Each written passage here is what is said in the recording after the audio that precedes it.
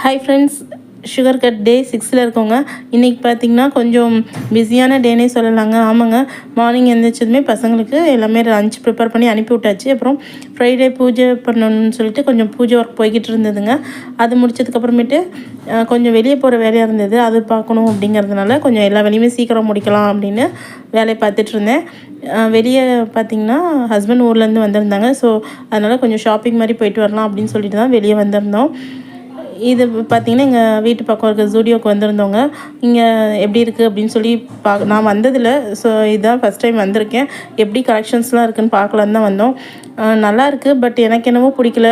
கிளாத்லாம் பார்த்திங்கன்னா ரொம்ப டிரான்ஸ்பரண்ட்டாக தெரிஞ்சுது. ஸோ அதனால் நாங்கள் ஒன்றும் வாங்கலை, பார்த்துட்டு மட்டும் வந்தோம். இந்த ஷாப்பிங் எதுக்குன்னா வெட்டிங் டே ஷாப்பிங்க. வெட்டிங் டே ஆக்சுவலி முடிஞ்சிருச்சு, பட் வெட்டிங் டேக்கு வர முடியல, லீவு கிடைக்கலன்னு ஹஸ்பண்ட் வர முடியல. அதனால் இப்போ கிஃப்ட்டு கொடுக்குறேன் அப்படிங்கிற மாதிரி வாங்கலான்ட்டு வந்தோம். சரின்ட்டு அதுக்கப்புறமேட்டு மேலே ஜென்ஸோடது பார்க்க போயிருந்தோம். ஜென்ஸுக்கெலாம் நல்லா இருக்குங்க, கலெக்ஷன் சூப்பராக இருக்குது, நல்லாயிருக்கு. கிட்ஸுக்குமே நல்லாயிருக்கு. பட் எனக்கு என்னவோ அவ்வளோக்கா நம்ம எனக்கு பிடிக்கல, டிரான்ஸ்பரண்ட்டாக தெரிஞ்சனால.